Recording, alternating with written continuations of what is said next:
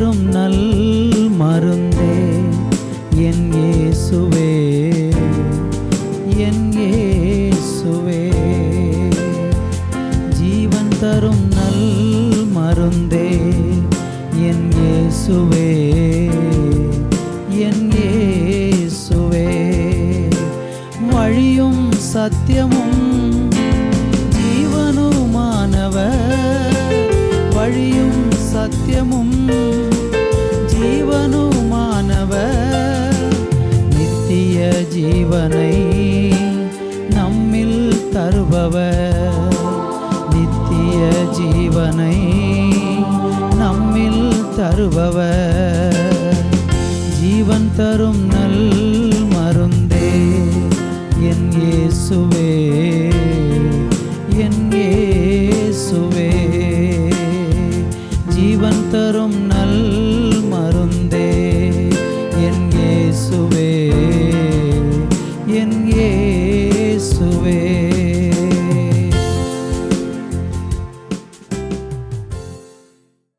Thoothukudi revival Christian assembly ministries வழங்கும் ஜீவன் தரும் நல்வரது என்ற இந்நிகழ்ச்சிக்கு உங்களை அன்புடன் வரவேற்கிறோம். இன்றைய நிகழ்ச்சி உங்களுக்கும் உங்கள் குடும்பத்திற்கும் ஆசீர்வாதமாக இருக்கும் என்று நாங்கள் நம்புகிறோம். இப்பொழுதும் நமது ஊழியர் கே. சந்தோஷ் அவர்கள் வழங்கும் தேவ செய்தி இதோ உங்களுக்காக.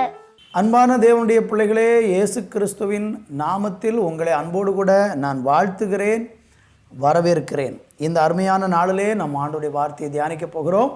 இன்றைக்கு நம்ம சிந்திப்பதற்காக யோவான் சுவிசேஷம் அதனுடைய 10வது அதிகாரம் 10வது வசனத்தை வாசித்து இன்றைக்கு கர்த்தர் நம்மோடு பேசுகிற வார்த்தையை கேட்போம். இப்பொழுது அந்த வசனத்தை வாசிக்க கேட்கலாம். திருடன் திருடவும், திருடன் திருடவும், கொல்லவும் அழிக்கவும் வருகிறானே அன்றி, அழிக்கவும் வருகிறானே அன்றி வேறொன்றுக்கும் வரான், வேற ஒன்றுக்கும் வரான். நானோ அவைகளுக்கு ஜீவன் உண்டாயிருக்கும், அவைகளுக்கு ஜீவன் உண்டாயிருக்கவும், அது பரிபூரணப்படவும் வந்தேன், அது பரிபூரணப்படவும் வந்தேன். அன்பு தேவ பிள்ளைகளே, வாசித்த இந்த வேத வசனத்திலே ஆண்டவர் வந்த நோக்கத்தையும் சாத்தான் இந்த உலகத்தில் செயல்படுகிற நோக்கத்தையும் குறித்த 2 காரியங்களை ஒரே வசனத்திலே ஆண்டவர் சொல்லுகிறார். அங்கே திருடன் என்று சொல்லப்பட்டிருக்கிற வார்த்தை சாத்தானை குறிக்கிற வார்த்தையாக இருக்கிறது, அல்லது பிசாசை குறிக்கிற வார்த்தையாக இருக்கிறது. பிசாசு ஏன் வருகிறான் என்றால் திருடவும் கொல்லவும் அழிக்கவும் வருகிறான் என்று சொல்லப்பட்டிருக்கிறது. இந்த உலகத்திலே நடக்கக்கூடிய எல்லா விதமான அழிவுகளுக்கும் பின்னாலே சாத்தான் இருந்து செயல்படுகிறான் என்கிறதை நாம் அறிந்து கொள்ள வேண்டும். சாத்தான் எதை அழிக்கும்படியாக நினைக்கிறான் என்றால் மனிதனை அழிப்பதுதான் அவனுடைய பிரதான குறிக்கோளாக இருக்கிறது.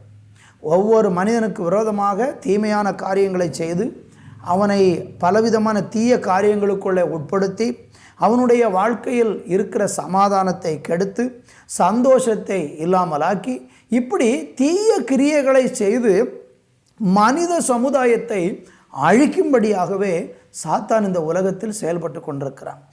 ஆதியாம புஸ்தகத்திலிருந்து அல்லது ஆதி மனிதன் தேவனால் படைத்து இந்த உலகத்தில் ஏற்படுத்தப்பட்ட நாள் முதற்கொண்டு இன்று வரைக்கும் சாத்தானுடைய விருப்பமும் நோக்கமும் ஆசையும் என்னவென்றால் மனிதனை அழிக்க வேண்டும், அவனை கொல்ல வேண்டும், அவனை எல்லா விதத்திலும் திருடி அவனுடைய ஆத்துமாவை திருடி அவனுக்கு இருக்கிற நன்மைகளை திருடி இப்படி அவனை இல்லாமல் ஆக்கி போடுவது சாத்தானுடைய குறிக்கோளாக இருக்கிறது.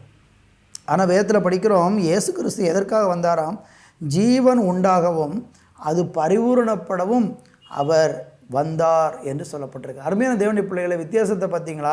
அப்போ இன்றைக்கி உங்கள் வாழ்க்கையில் நீங்கள் அனுபவிக்கக்கூடிய பலவிதமான தீய காரியங்கள், வேதனையான காரியங்கள், கண்ணீரின் காரியங்கள், அல்லது நீங்கள் இன்றைக்கு அனுபவித்து கொண்டிருக்கிற எல்லா தீய காரியங்களுக்கு பின்னால் கடவுள் இல்லை, அது சாத்தான் இருக்கிறான் என்கிற உண்மையை இந்த நாட்களில் என் அன்பு தேவ பிள்ளைகளே நீங்கள் தெரிந்து கொள்ளுங்கள்.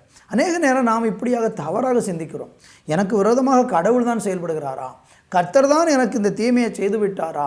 என் வாழ்க்கையில் இப்படிப்பட்ட வேதனையை அனுமதித்தது யார், என் வாழ்க்கையில் இப்படிப்பட்ட அழிவுக்கு காரணமாக இருந்தவர் யார் என்று நாம் அநேக நேரம் கடவுளை தவறாக புரிந்து கொள்கிறோம். ஆனால் தேவன் ஒரு நாளும் தீமை செய்கிறவர் அல்ல. வேதம் சொல்கிறது அவர் நன்மை செய்கிறவராக சுற்றித் திரிந்தார் என்று. அவர் ஜீவன் உண்டாக்க வந்திருக்கிறார். சாத்தான் அழிக்க வந்தான், தேவன் ஜீவனை கொடுக்க வந்தார் என்று சொல்லப்பட்டிருக்கிறது. ஜீவன் உண்டாகவும் அந்த ஜீவன் நமக்குள்ளே பரிபூரணப்பட வேண்டும் என்று சொல்லி ஆண்டவராக இயேசு கிறிஸ்து இந்த உலகத்தில் வந்தார். ஓசியா தீர்க்க தரிசன புஸ்தகத்தில் 8ஆம் அதிகாரம் 1வது வசனத்தை நீங்கள் வாசித்து பாருங்கள். அங்கே வாசிக்கும்போது, கர்த்தருடைய வீட்டின் மேல் சத்துரு கழுகை போல பறந்து வருகிறான் என்று வேதம் சொல்லுகிறது. என்னை கவனித்து கொண்டிருக்கிற அன்பு தேவ பிள்ளைகளே, கர்த்தருடைய வீட்டின் மேல் பார்த்தீங்களா? அப்போ தேவனுடைய பிள்ளைகளுக்கும் விரோதமாகவும் அவன் என்ன செய்கிறான் என்றால் தீய காரியங்களை செய்வதற்காக அவன் எழும்பி வருகிறான். கர்த்தருடைய வீட்டின் மேல் சத்துரு கழுகை போல பறந்து வருகிறான். நல்லா நீங்கள் கவனிக்கணும். அவன் ஒரு கழுகை போல அவன் தூரத்திலிருந்து எல்லாவற்றையும் கவனித்து கொண்டே இருந்து மனிதனை அழித்து போடுவதற்காக கர்த்தருடைய வீட்டின் மேலேயே அவன் கண் வைத்து தேவ சபையை, தேவ ஜனங்களை, தேவனுடைய பிள்ளைகளின் மேலே அவன் கண் வைத்து அவன் அழிக்கும்படியாக முயற்சி செய்கிறான். நமக்கு யோபின் புத்தகத்தில் படிக்கும்போது ஆண்டவராகிய கர்த்தர் சாத்தானை பார்த்து ஒரு காரியத்தை கேட்கிறார். ஆண்டவர் சொல்கிறாரு, என் தாசனாகிய யோபின் மேலே நீ கவனம் வைத்தாயோ என்று சொல்லி சாத்தானை பார்த்து ஆண்டவர் கேட்கிறதை நம்ம அங்கே 1ஆம் அதிகாரத்தில் நம்ம பார்க்க முடிகிறது.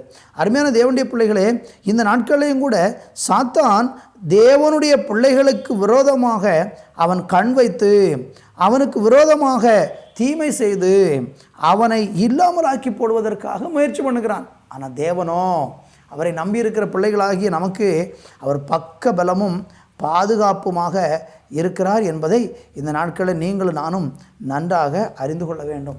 அருமையான தேவனுடைய பிள்ளைகளை, தேவன் நமக்கு ஜீவனை கொடுக்கும்படியாக வந்தார்.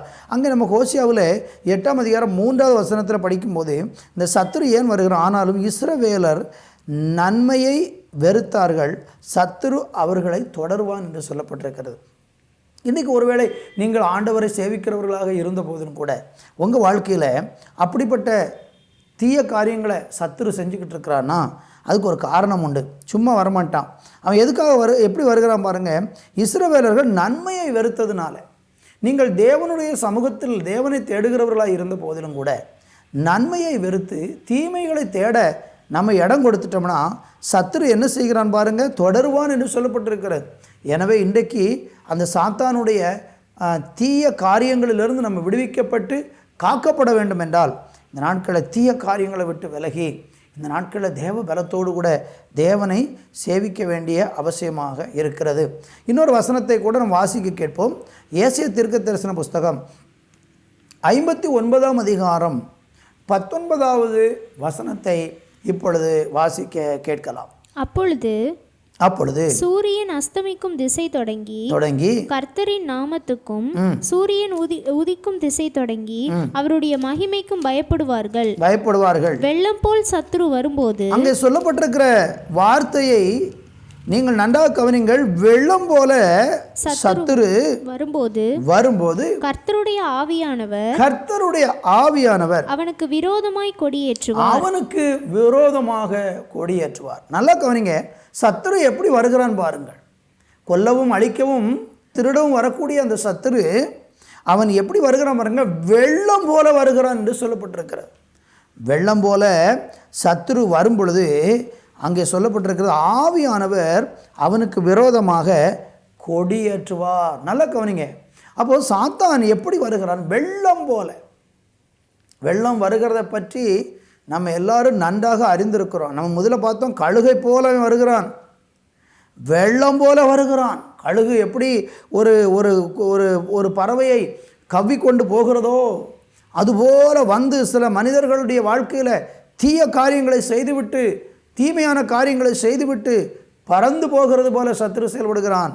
இங்கே வெள்ளம் போல அவன் வாரிக்கொள்ளும்படியாக வருகிறான். பாருங்கள், இன்றைக்கு உலகத்தில் பார்க்கும்போது மனிதர்களை வெள்ளம் வந்து அப்படி வாரி கொண்டு போகிறத நீங்கள் பாருங்கள். சமீபத்தில் கேரளா மாநிலத்தில் வயநாடில் நடந்த சம்பவத்தை நம்ம பார்த்தோம். இரவு அதிகாலையில் 2 மணிக்கு திடீரென்று ஒரு வெள்ளப்பெருக்கு வந்தது. அங்கே நூற்றுக்கணக்கான மக்கள் வெள்ளத்தினாலே வாரி கொண்டு போனதை நம்ம பார்க்கிறோம். இதிலிருந்து நம்ம என்ன கற்றுக்கொள்கிறோம்? நாம் என்ன இதிலிருந்து அறிகிறோம்? சத்துரு ஜனங்களை வெள்ளத்தால் வாரிக்கொண்டு போகிறது போல இன்றைக்கு அநேக மனிதர்களை பிசாசு கூட்டமாக அழித்து கொண்டிருக்கிறார். பாருங்கள், பயங்கரமான கூட்டமான அழிவுகளை நம்ம பார்க்கிறோம். ஏராளமான ஜனங்கள் கூட்டமாக அழிந்து போகிறார்கள். நீங்கள் செய்தித்தாள்லையும் நீங்கள் ஸ்தோத்திரம் செய்தி தொலைக்காட்சியிலெல்லாம் நீங்கள் பார்க்கும்போது குடும்பமாக பயணிப்பாங்க, குடும்பமாக வாகனத்தில் போவாங்க. இன்றைக்கு கூட ஒரு செய்தியை பார்த்தேன். ஒரு குடும்பத்தில் 5 பேர் காரில் போய் கொண்டிருக்கிறார்கள். எதிரே வந்த வாகனம் கட்டுப்பாடை மீறி அந்த வாகனத்தில் மோதிய போது அந்த குடும்பத்தில் இருக்கிற எல்லாரும் மரித்து போனார்கள். கூட்டமாக ஜனங்களை வாரி கொண்டு போகிற, அழிவுக்குள்ள கொண்டு போகிற செயலை செய்கிறது சாத்தானுடைய வேலையாக, கிரியைகளாக இருக்கிறது. அப்போ இப்படிப்பட்ட சாத்தானுடைய தீய அழிவிலிருந்தும் அவனுடைய தீய காரியங்களிலிருந்தும் அவன் வாரிக்கொண்டு போகிற இப்படிப்பட்ட தீமையான செயல்களிலிருந்தும் நம்ம காக்கப்பட வேண்டும் என்றால், நான் அவர்களுக்கு ஜீவன் உண்டாகவும் அந்த ஜீவன் பரிபூரணப்படவும் வந்தேன் என்று சொன்ன இயேசு கிறிஸ்துவை யாரெல்லாம் அண்டிக் கொள்கிறார்களோ அவர்கள் ஒவ்வொருவருக்கும் ஆண்டவருடைய விலையேறப்பெற்ற பாதுகாப்பு இந்த சத்துருவினுடைய கையிலிருந்து நிச்சயமாக உண்டாகும். இன்றைக்கு ஒருவேளை சத்துருவினாலே நீங்கள் பல விதத்தில் நொறுக்கப்பட்டு தீமையான காரியங்களை அனுபவித்து கொண்டு பலவிதமான அழிவுகளை சந்தித்து மனம் உடைந்து போய் இந்த வார்த்தையை நீங்கள் கேட்டுக்கொண்டிருக்கிறீர்களா? இன்றைக்கு கர்த்தர் உங்களோடு கூட பேசுகிறார். உங்களுடைய எல்லா அழிவிலிருந்தும், உங்களுக்கு சாத்தானால் ஏற்பட்ட நஷ்டத்திலிருந்தும், உங்களுக்கு சத்துருவாலே வந்த எல்லா தீமையிலிருந்தும் இயேசு கிறிஸ்து உங்களை விடுவித்து உங்களுக்கு மறுவாழ்வு கொடுக்க அவர் வல்லவராக இருக்கிறார். அவன் உங்களை காயப்படுத்தி இருக்கலாம், அவன் உங்களுக்கு நிறைய அழிவான தீமையான காரியங்களை செஞ்சிருக்கலாம்.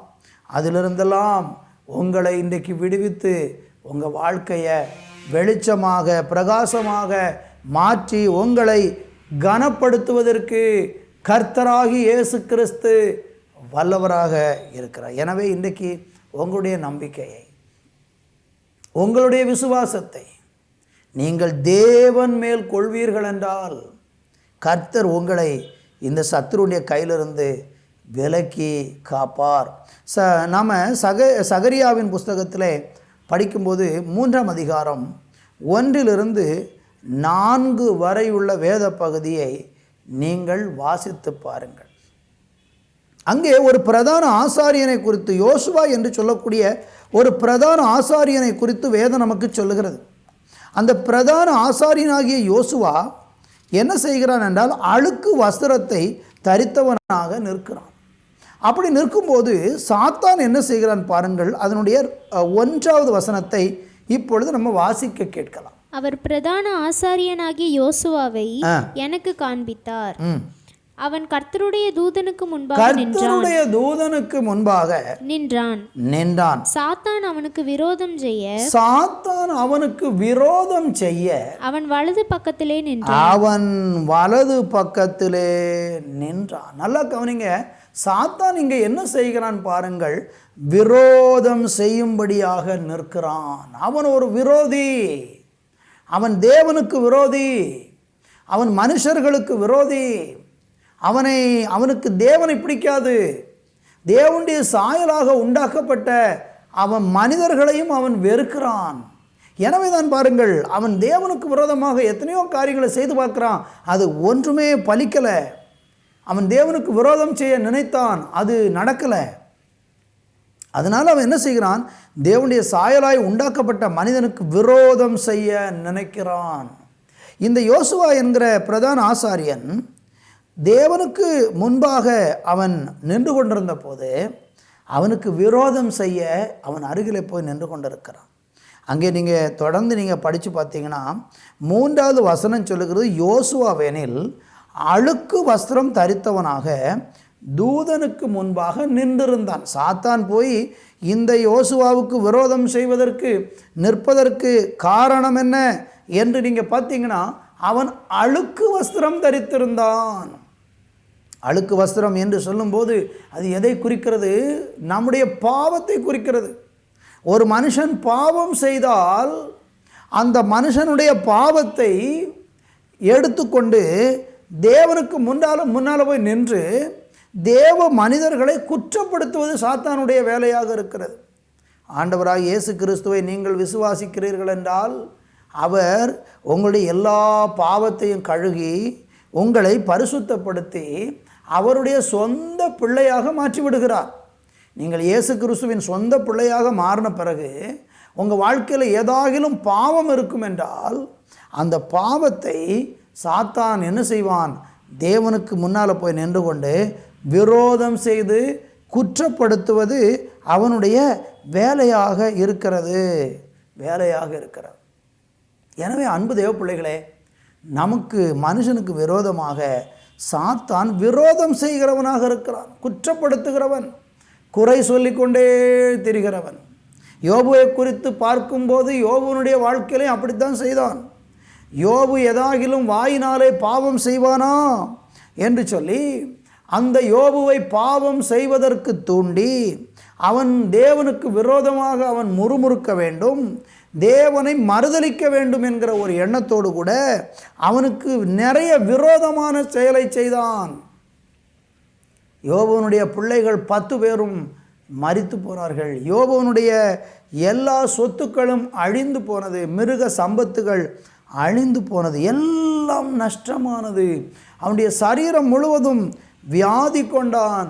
அவனுடைய மனைவி அவனுக்கு விரோதமாக பேசினாள், அவனை புறக்கணித்தாள், நண்பர்கள் தூசித்தார்கள். ஆனாலும் சாத்தான் எவ்வளவோ விரோதமான காரியங்களை யோபுவுக்கு விரோதமாக செய்தாலும் அந்த யோபு தேவனை மறுதலிக்கவில்லை. அருமையான தேவனுடைய பிள்ளைகளே, நம்ம ஏதாவது ஒரு குற்றத்தில் ஈடுபடும் போது சாத்தான் என்ன செய்கிறான்? தேவனுக்கு முன்னால் போய் நின்று நம்மளை குற்றப்படுத்தி நம்மளை வேதனைக்கு உட்படுத்த நினைக்கிறேன். இந்த வார்த்தையை கவனித்து கொண்டிருக்கிற உங்கள் வாழ்க்கையில் இன்றைக்கு சாத்தான் ஏதாவது இப்படிப்பட்ட காரியங்களை செய்கிறானா? அப்படி செய்தால் நீங்கள் செய்ய வேண்டியது என்ன? அப்படிப்பட்ட நேரத்தில் ஆண்டவரிடத்தில் போய், இயேசுவே உம்முடைய இரத்தத்தினால் என்னை மறுபடியும் கழுகும், என்னுடைய பாவமாற என்னை சுத்திகரியும் என்று நீங்கள் ஆண்டவரை பார்த்து கேட்டு பாருங்கள். இயேசு கிறிஸ்து உங்களுடைய பாவங்களை மன்னித்து உங்களை கழுகி நம்மை பரிசுத்தப்படுத்தி மறுபடியும் அவருடைய பிள்ளைகளாக சேர்த்து கொள்வார்.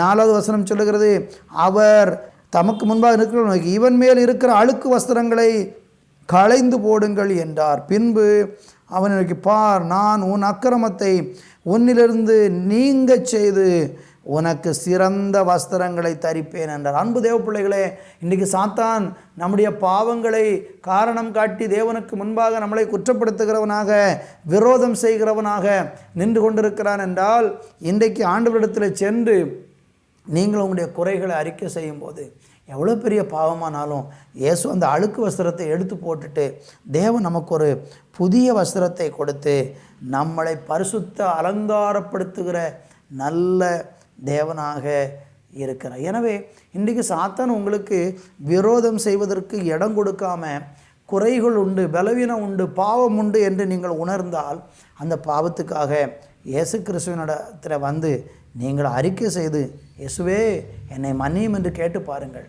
நிச்சயமாக ஆண்டவர் உங்களுடைய பாவங்களை மன்னித்து உங்களை பரிசுத்தமாக்கி உங்களை அநேகருக்கு சாட்சியாக தேவன் வைப்பார், ஆசீர்வதிப்பார். தானியேலின் புஸ்தகத்திலே 10ஆம் அதிகாரம் அதனுடைய 12, 13 வசனங்களை நீங்கள் நேரம் எடுத்து படித்து பாருங்கள்.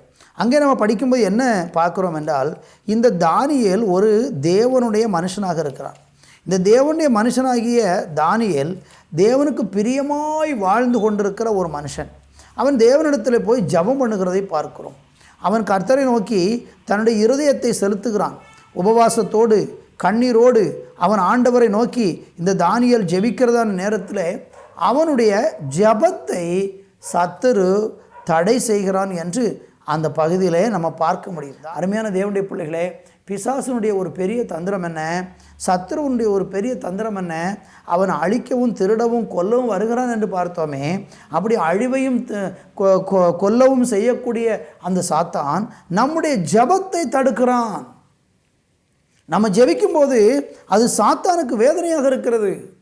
ஜெபிக்கிற மனிதனை பார்க்கும்போது பிசாசு பயப்படுகிறான். ஜெபிக்கிற மனிதனை காணும்போது சாத்தானுக்கு பிடிக்காது. அதனால தான் நம்மளை ஜெபத்தை எவ்வளோ தூரம் தடுக்கலாமோ அவ்வளோ தூரம் அவன் தடுப்பான். காரணம், ஒரு தேவனுடைய பிள்ளை இந்த பூமியில் ஜெபிக்கும்போது தேவன் அவனுக்காக மனமிறங்குகிறார். தேவனுடைய பிள்ளை ஜெபிக்கும்போது அந்த ஜெபம் தேசத்தில் மாற்றத்தை உண்டாக்குகிறது, சமுதாயத்தில் மாற்றத்தை உண்டாக்குகிறது, குடும்பங்களில் மாற்றத்தை உண்டாக்குகிறது.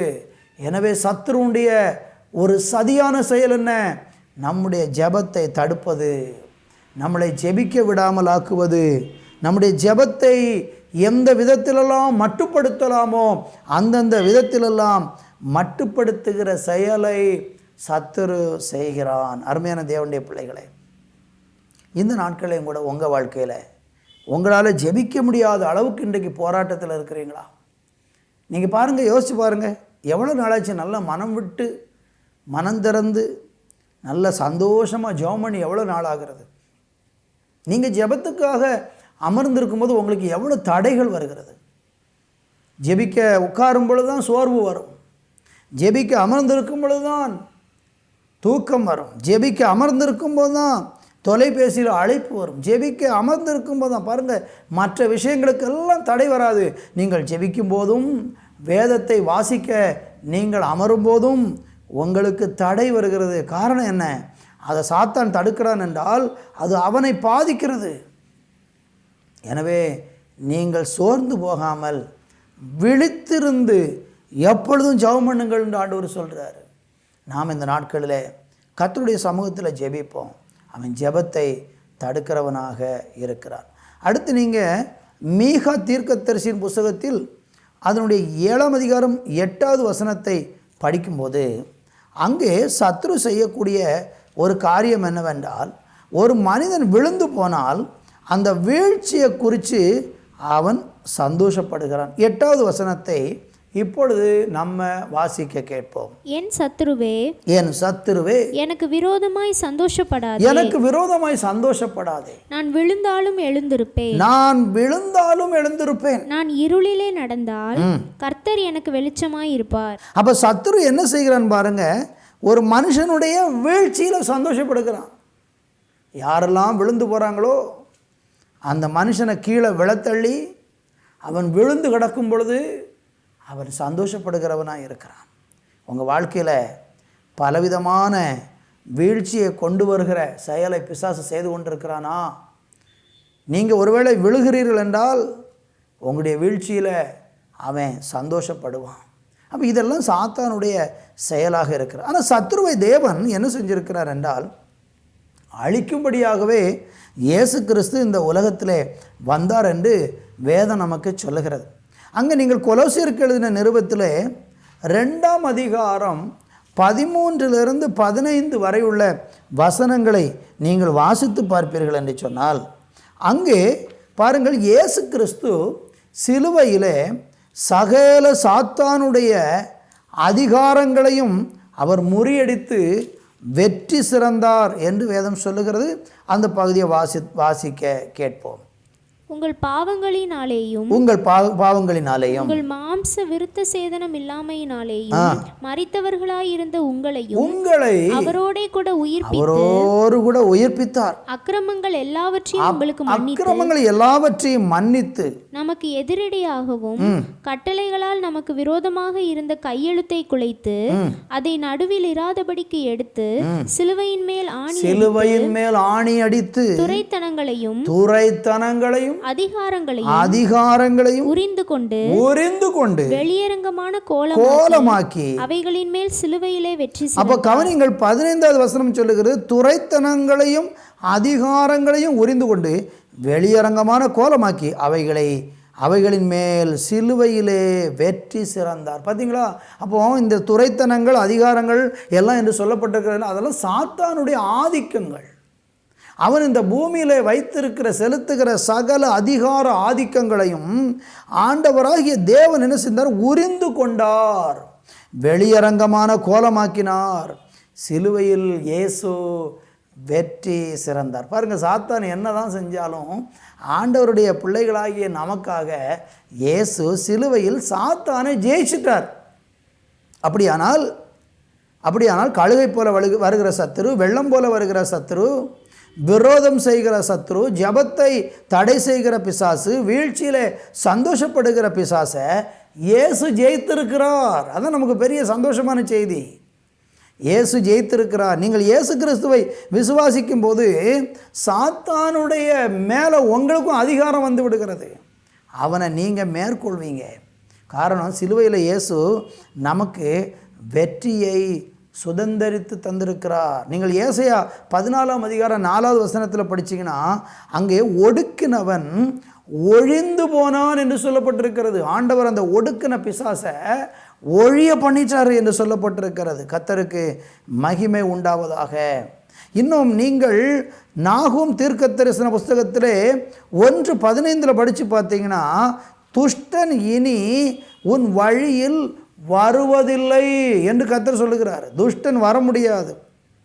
துஷ்டனை நம்முடைய வழியில் வரவிடாதபடிக்கு ஆண்டவர் முற்றிலுமாக அழித்து போட்டுட்டார்.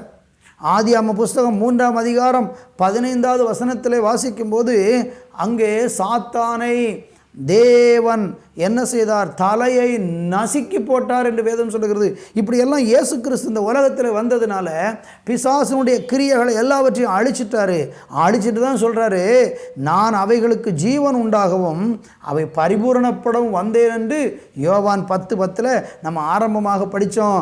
இயேசு கிறிஸ்து நமக்கு ஜீவனை தரவும் அந்த ஜீவன் பரிபூரணப்படும்படியாக வந்திருக்கிறார் என்று வேதம் நமக்கு சொல்லுகிறது. என்னை கவனித்து கொண்டிருக்க அன்பு தேவ பிள்ளைகளே, எனவே நீங்கள் கலங்க வேண்டாம், நீங்கள் பயப்பட வேண்டாம்.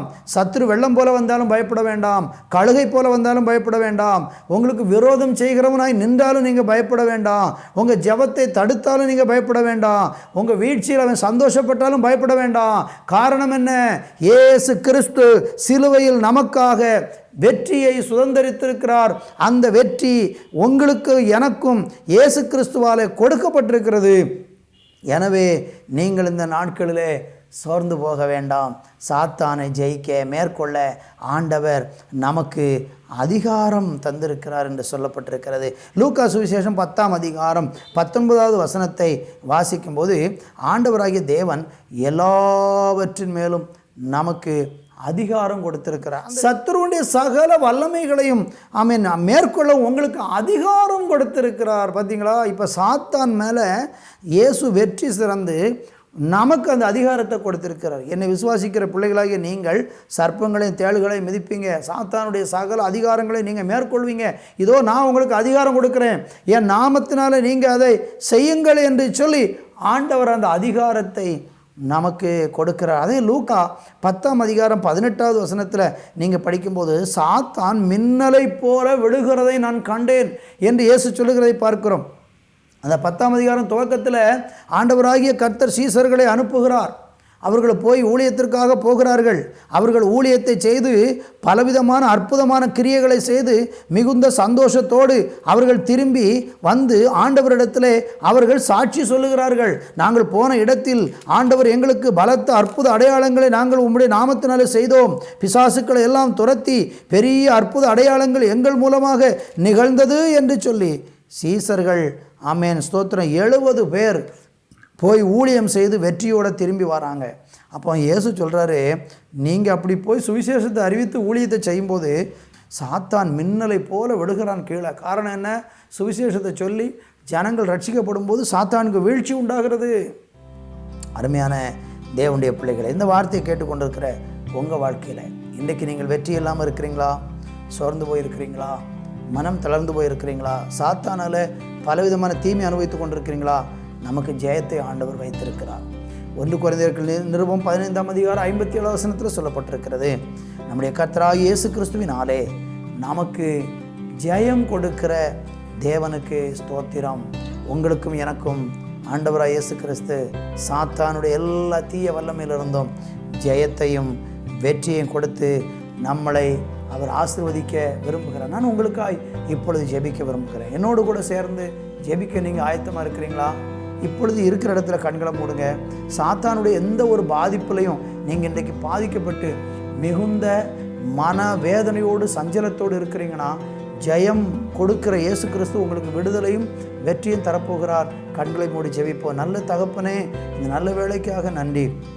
நீர் எங்களோடு கூட பேசின உம்முடைய நல்வார்த்தைகளுக்காக ஸ்தோத்திரம். இந்த வார்த்தையை கொண்டு நீர் எங்களோடு கூட இடைபடுகிறதற்காய் நன்றி. இயேசு ராஜாவின் நாமத்திலே அப்பா, சத்ருடைய சகல கிரியைகளை அழிப்பதற்கு இந்த உலகத்திலே வந்த தேவகுமாரனாகிய இயேசு கிறிஸ்துவின் நாமத்தினாலே இன்றைக்கு நாங்கள் ஜெயத்தை சுதந்திரித்துக் கொள்ளுகிறோம், வெற்றியை சுதந்திரித்துக் கொள்ளுகிறோம், விடுதலையை சுதந்திரித்துக் கொள்ளுகிறோம். ஆண்டவராய் இயேசுவின் நாமத்தினாலே எங்களுக்கு விரோதமாக எழும்புகிற எல்லா பொல்லாத சத்ருடைய சூழ்ச்சிகள் நிர்மூலமாய் போவதாக என்று சொல்லி ஜெபிக்கிறோம். கர்த்தருடைய செய்கிற நல்ல கிருபைக்காய் நன்றி. எல்லாரும் மேலேயும் உங்கள் கிருபை உண்டாகட்டும். துதிகன மகிமை நமக்கு செலுத்துகிறோம். இயேசு கிறிஸ்துவின் நாமத்தில் ஜெபிக்கிறோம் எங்கள் ஜீவனுள்ள நல்ல பிதாவே. ஆமேன், ஆமேன். அன்பு தேவ பிள்ளைகளே, இன்றைக்கி நம்ம தேவனுடைய வார்த்தையை கேட்டிருக்கிறோம். கர்த்தர் உங்களோடு கூட பேசியிருக்கிறார். மற்றும் ஒரு நிகழ்ச்சியில் உங்களை சந்திக்கும் வரை தேவ சமாதானம் உங்களோடு இருப்பதாக. ஆமேன், ஆமேன். அன்பானவர்களே, கர்த்தருடைய வேதம் குறைவற்றதும் ஆத்துமாவை உயிர்ப்பிக்கிறதுமாய் இருக்கிறது என்று நாம் வேதத்தில் வாசிக்கிறோம்.